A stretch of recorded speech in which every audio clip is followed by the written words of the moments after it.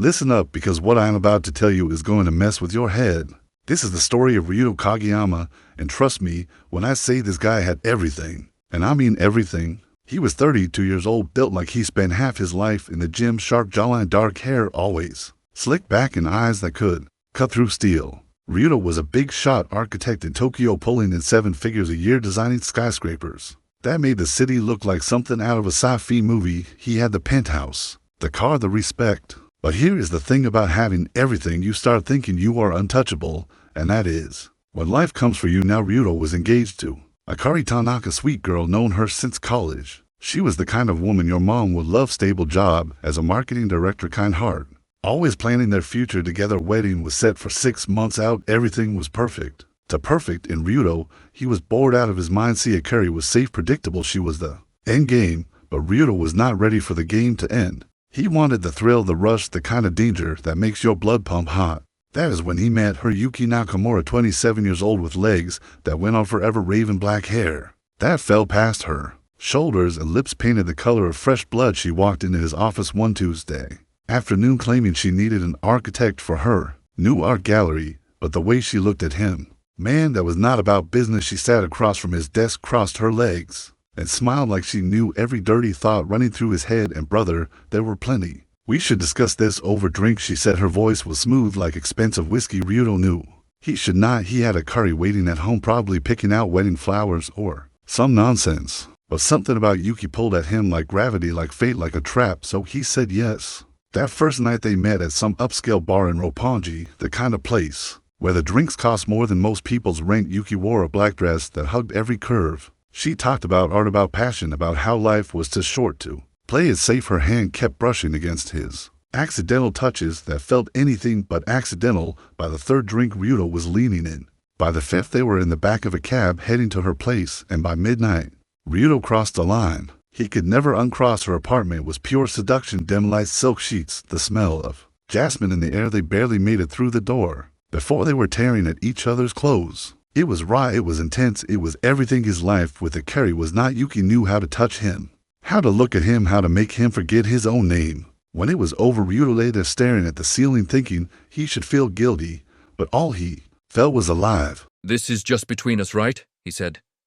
Yuki traced her finger down his chest and smiled. "Of course, baby. Whatever you want, liar." Over the next 3 months, Ryuto fell deep into Yuki's world. They met twice a week, sometimes 3 times. Hotel rooms, her place, once even in his office, after everyone went home. The sex was addictive, but it was not just physical. Yuki got inside his head. She made him feel like a king, like a god, like the most important man on earth. She listened to his problems, his fears, his dreams. She told him he deserved more than a boring life with a boring wife. And Ryuto, he started believing it. Meanwhile, Akari suspected nothing. She was busy with wedding plans, sending him pictures of cakes and venues. Ryuto would smile and nod and tell her it all looked great. Then he would text Yuki and sneak out for another fix. But here is where things get twisted. One night after another wild session, Yuki got serious. She sat up in bed, looked him dead in the eye and said, "I love you, Ryuto. I want you to leave her. Marry me instead." Ryuto froze. He had not expected that this was supposed to be fun, casual, no strings attached. "I cannot," he said. "Akari is a good woman. I cannot just throw that away." Yuki's face changed. The sweetness vanished, replaced by something cold, something dangerous. "You think you can just use me," she said. "You think I am some toy you can pick up and put down whenever you feel like it." Ryuto tried to calm her down, told her she was overreacting. Big mistake. Yuki grabbed her phone and held it up. On the screen was a photo of them naked, tangled together in her bed. "I've dozens of these," she said, "videos too. All it takes is one click, and Akari sees everything. Your career, your reputation, your perfect little life all gone." Ryuto's blood ran cold. "You would not try me," he begged her, told her he would figure something out. Yuki smiled, that same seductive smile. "You have 1 week. Leave Akari, or I ruin you." Ryuto left her apartment feeling like his world was caving in. He spent the next few days in a fog. He could not eat, could not sleep, could not think straight. He thought about coming clean to Akari, but how do you tell the woman you promised forever that you have been screwing someone else for 3 months? He thought about calling Yuki's bluff, but what if she was not bluffing? He was trapped then. Something strange happened. Ryuto started digging into Yuki's background. Who was this woman really? What he found made his stomach drop. Yuki Nakamura was not just some random gallery owner. She was connected. Her father was Kenji Nakamura, a powerful Yakuza boss who controlled half the underground operations in Tokyo, and Yuki, she had a history. 3 men before Ryuto, all successful, all married, all destroyed. One lost his business, another lost his family, the third one disappeared. Nobody knows what happened to him. Ryuto realized he was not just dealing with a jilted lover. He was dealing with a predator, but knowing that did not help. He still had 5 days until her deadline. He decided to meet with Yuki one last time, try to reason with her, maybe offer money, anything to make this go away. They met at her apartment. Yuki answered the door in a silk robe, her hair down, her eyes sharp. "Come in," she said. Ryuto stepped inside. The door clicked shut behind him. "Listen," he started, "I know who you are. I know what you have done. You cannot scare me." Yuki laughed, a cold, cruel sound. "Oh, Ryuto," she said, "you are so cute." When you were trying to be tough, she poured 2 glasses of wine, handed him one. "Let us make a deal," she said. "You stay with me, and I let Akari live her life thinking you are the good guy who just was not ready for marriage. You walk away, and everyone finds out what you really are, a cheating, lying coward." Ryuto stared at the wine. His hands were shaking. He did not drink it. Instead, he said something that surprised even himself. "You know what?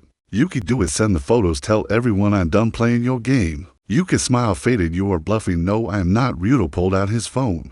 "I recorded every conversation we had for 2 weeks. Threats, blackmail, all of it. You send those photos, and I send these to the police. Let us see who your father can save you from for the first time." Yuki looked shaken. "You are making a mistake, maybe, but it is mine." Ryuto walked toward the door. Her voice stopped him. "You really think you can walk out one way or another?" "Yeah." Her smile turned sad. "You will regret this." Ryuto Kageyama, remember my words. He left and went straight to Akari's place. Told her everything. The affair, the blackmail, the lies. He watched the woman he was supposed to marry break right in front of him. She did not scream. She just whispered, "Get out." So he left, moved into a hotel, waited for the fallout. But nothing happened. No photos, no scandal, just silence. A week passed, then Yuki vanished like she had never existed. Her phone dead, her apartment empty. Ryuto tried to rebuild his life. Akari ignored every call. He did not blame her. Then a package arrived. No name inside, was a flash drive. He plugged it in. A single video. Yuki in a hospital room, no makeup, hair tied back, her voice calm and broken. "If you are watching this, then I kept my word. I wanted to destroy you, but I could not, because I loved you, and you threw it away." The video cut to black text appeared. "Yuki Nakamura died by suicide 3 weeks after your last talk." The screen shifted to security footage. Yuki on her balcony, still as stone. Then she stepped onto the railing and she jumped. Ryuto slammed the laptop, his chest closing, his vision fading. He threw up, called the police. They confirmed everything. Her father hid the whole thing. No reports, no noise, just a quiet burial. Ryuto sat alone in his apartment, destroyed. He did not kill her with his hands. He killed her with selfishness, with the cowardice he pretended he did not have. Akari was gone. Yuki was dead. He was alive, but he was not living. Lust made him feel powerful, untouchable. Consequences were for other people, but lust burns fast and leaves nothing but ash. Ryuto Kageyama thought he could have the perfect fiancé and the dangerous lover. He thought he could juggle both. He was wrong. Ryuto thought his punishment was losing his career, his fiancé, and his peace, but the truth hit harder. The price was blood. So here is the real question. Could you wake up every day knowing your choices pushed someone into the grave? Ryuto could not. No matter how far he ran, he carried Yuki like a ghost stitched to his spine. People said he left Tokyo, sold his company, vanished into the mountains. But ghosts travel light. They follow you everywhere. 6 months after Yuki died, Ryuto was living in a cramped Kyoto apartment, barely surviving. One night, he noticed a woman following him. Long black hair, same eyes, same energy. For a second, he thought it was Yuki risen from the dead. She stepped into the light. Her name was Hana, Yuki's sister. She told him the truth. Yuki did not jump because of heartbreak. She jumped because she was dying, stage 4 cancer, half a year left. She wanted control over her ending. Hana shoved medical records in his hands, and Ryuto realized he never asked Yuki anything real. He only took and assumed and ran. Hana did not pity him. She brought judgment. She gave him an envelope. Inside were files on 3 other men Yuki loved. Before him, all dead. A man who hung himself. A man who drove off a cliff. A man who overdosed in a motel. Each one destroyed by guilt. After reading Yuki's final letters, Ryuto opened the files. Read until sunrise. Every word filled with love and pain And the brutal truth he never faced by morning, he felt hollow, like something inside him had been scraped out. The guilt broke him. He stopped eating, stopped sleeping, started seeing Yuki everywhere. His mind cracked open one night. He stood on his balcony ready to end it. Hannah appeared behind him, like a shadow that refused to leave. She did not try to save him. She offered a choice, jump or live, and carried the truth. Hannah handed him a small box. Inside was a ring and a letter from Yuki. Simple words. She loved him. She wanted their time to feel real. She was sorry she left. She never stopped loving him. Ryuto collapsed, holding the ring. He knew he could never erase anything. He could only try to deserve the love he wasted. That was the moment he understood. His life would never go back to normal, but maybe, just maybe, he could crawl toward something better.